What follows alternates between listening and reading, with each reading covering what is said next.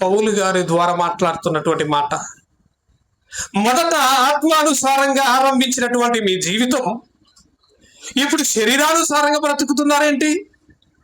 శరీరానుసారంగా మీరు బ్రతికితే మీరు పరిపూర్ణులు అవుతారా? మీరు పరిపూర్ణులు కాలేదు అని అంటే మీరు పరలోకం చేరతారా? ఆలోచించండి. ఈరోజు నేను పెట్టిన పోస్ట్ మీరు ఎంతమంది చూసిరు? టైటిల్ చెప్పండి.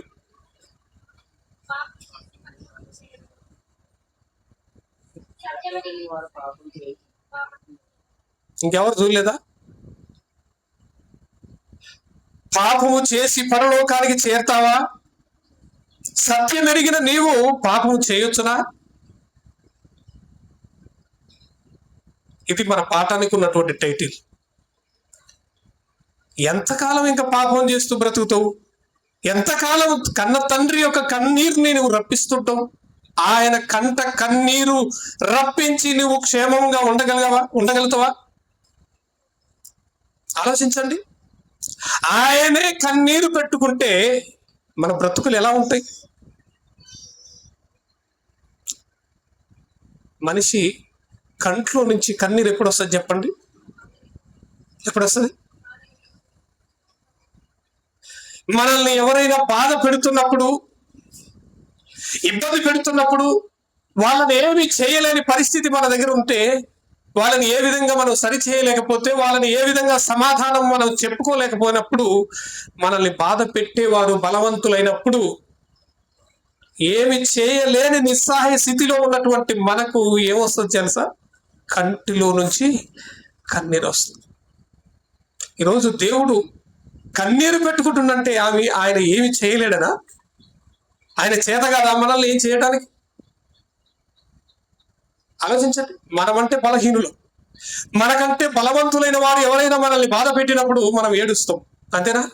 ఏం చేయలేము కాబట్టి.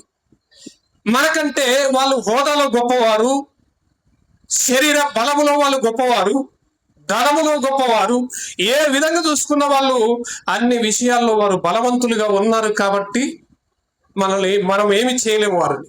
అందుకోసమే మనం ఏం చేస్తాం? ఏడవటమే. మరి దేవుడు మనల్ని బట్టి ఎందుకు ఏడుస్తుంది చెప్పండి? ఆయన ఏమి చేయలేడా? ఆయనకు చేత కాదా? మనం చేస్తున్నటువంటి పనులన్నిటిని బట్టి ఆయన ఏమి చేయలేకుండా ఉన్నాడా? మనలాగా ఏమన్నా బలహీనుడా దేవుడు? మరి ఎందుకు ఆయన కంట కన్నీరు వస్తుందో తెలుసా? ఏం చేసినా మనం ఉండవు, తెలుసా మీకు? ఆయన ఏం చేసినా కూడా మనము ఉండం. అందుకే ఏం చేయలేకపోతుండు.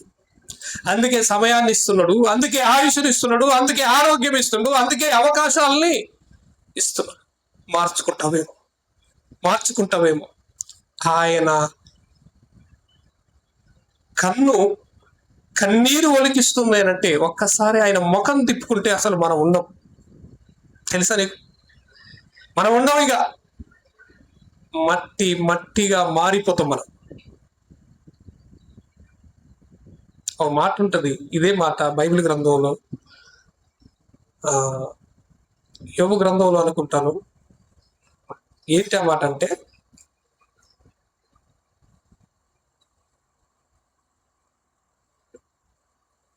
నరుడు మరలా ధూళి అయిరి అని అంటాడు. మనం చేసే పనులన్నిటిని బట్టి ఆయన ఒక్కసారి గనక కోపిస్తే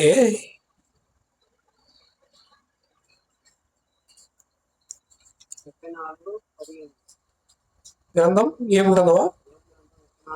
34వ అధ్యాయము 15వ వచనం ఒకసారి చూడండి. 33 నుంచి చూడండి.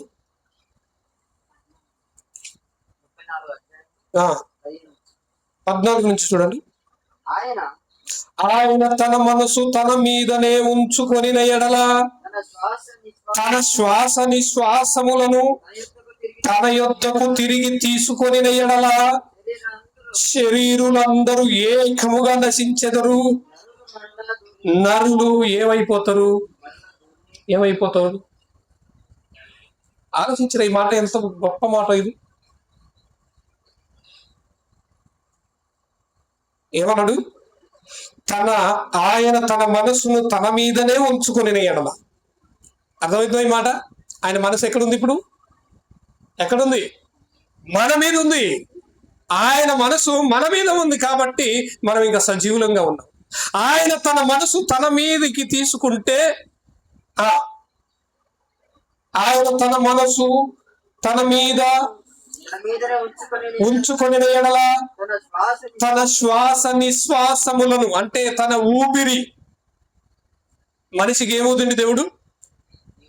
నరుని నాసిక రంధ్రములో జీవవాయువును ఊదగా నరుడు జీవాత్మ అయ్యను అని అన్నాడు. తన శ్వాస నిశ్వాసములను మరలా తిరిగి తీసుకుంటే ఏమవుతుంది? శరీరులందరూ ఏకముగా నశించెదరు, నరులు మరలా ఏమైపోతారు? నరులు మరలా ధూళి అయిపోతారు. ఇది ఆయనకున్న కోపం. దేవుడు కన్నీరు కార్చటానికి కారణం ఏంటంటే, ఆయన ఒక్కసారి తన మనసు తన మీదికి తీసుకుంటే, తన శ్వాస నిశ్వాసములను తనకు తిరిగి తీసుకుంటే, ఒకవేళ నరులు నశించిపోతారు, మరలా మట్టి అయిపోతాం మనమంతా. అందుకోసం మీద దేవుడు మనల్ని ప్రేమించి అవకాశాల మీద అవకాశాలు ఇస్తున్నాడు. మనసు మార్చుకో, బుద్ధి మార్చుకో. ఎంతకాలం ఆయన కంట కన్నీరు తెప్పిస్తారు? ఎంతకాలం? ఆయన మనసుని బాధ పెట్టి నువ్వు క్షేమంగా బ్రతకగలవా? ఆయన కంటిలో నుండి కన్నీరు తెప్పించి నీవు క్షేమముగా ఆయన సన్నిధికి చేరగలవా? మరి అలాంటప్పుడు నువ్వేం చేయాలి? ఆయన నీతో మాట్లాడుతున్నప్పుడు నీ మనసు మార్చుకో. ఆయన ఏమంటాడు తెలుసా? ఒకసారి యెషయా గ్రంథాన్ని చూడండి, 55వ అధ్యాయం. యెషయా గ్రంథం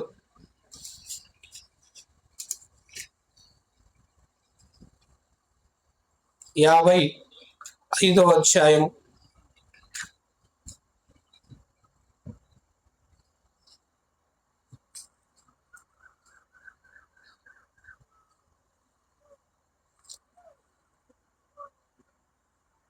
6వ వచనం. యెషయా గ్రంథం 55వ అధ్యాయము 6వ వచనం. యెహోవా మీకు దొరుకు కాలమందు ఆయనను వెనకండి, ఆయన దగ్గరలోనే ఉండగా మీరు ఆయనను వేడుకోండి. ఆయన దూరం వెళ్ళిపోతే మనం ఉండలేము. ఆయన మనల్ని విడిచిపెడితే మనం బ్రతకలేము. ఏదో 4 రోజులు ఈ భూమి మీద బ్రతుకుతావేమో, కానీ శాశ్వతంగా చనిపోతావు. శాశ్వతంగా నువ్వు నరకంలోనికి వెళ్ళిపోతావు. ఆయన దొరికే కాలమందు వెతుకు, ఆయన సమీపంలో ఉండగా ఆయనను వేడుకో. ఒకవేళ పాపం చేసిన దానవైతే ఈరోజు క్షమాపణ నీకు దొరుకుతుంది. ఆయన దొరికే కాలమందు మీరు వెతకండి, ఆయన దగ్గరలో ఉన్నప్పుడే వేడుకోండి. ఈ పని ఎవరైనా చేస్తారా ఈరోజు ఈ పని? దేవుడు ఏడున్నాడండి? దేవుడు ఏడు చూస్తున్నా? దేవుడు చూస్తాడా? దేవుడు ఏడుండు చూడటానికి? ధైర్యం. ఆ ధైర్యం ఏంటిదో తెలుసా?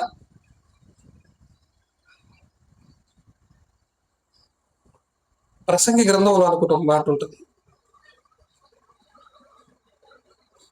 దుష్క్రియకు తగిన శిక్ష శీఘ్రముగా జరగకపోవుట చూచి. ప్రసంగి గ్రంథం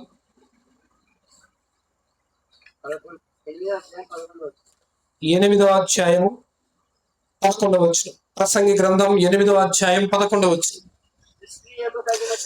దుష్క్రియకు తగిన శిక్ష శీఘ్రముగా కలగకపోవుట చూచి మనుషులు ఏమి విడిచి, పాపం చేసినప్పుడు శిక్ష వెంటనే వస్తే భయపడేవారేమో. అర్థమవుతుందని చెప్పే మాట. పాపం చేసిన వెంటనే శిక్ష వస్తే మనుషులు భయపడి చచ్చిపోయేవారు. కానీ పాపం చేసిన వెంటనే శిక్ష రావట్లేదు కాబట్టి మనుషులు ఏం చేసినట్ట? భయము విడిచి హృదయపూర్వకంగా ఏం చేసిరి? పాపం చేస్తున్నారు. హృదయపూర్వకంగా పాపం చేయటం స్టార్ట్ చేశారు. ఎందుకు అనంటే తగిన శిక్ష రావట్లేదు కాబట్టి, చేస్తున్న పాపానికి శిక్ష త్వరగా రావట్లేదు కాబట్టి ఇక భయాన్ని పూర్తిగా వదిలేసి పాపాన్ని హృదయపూర్వకంగా చేయటం ప్రారంభించారు. కానీ దేవుడు అవకాశం ఇస్తున్నాడు, ఇప్పటికైనా మార్చుకో, ఇప్పటికైనా మార్చుకో. ఎంతకాలం ఇంకా దేనికోసం బ్రతుకుతున్నావు? ఆ పాపాన్ని ఎంతకాలం చేస్తావు?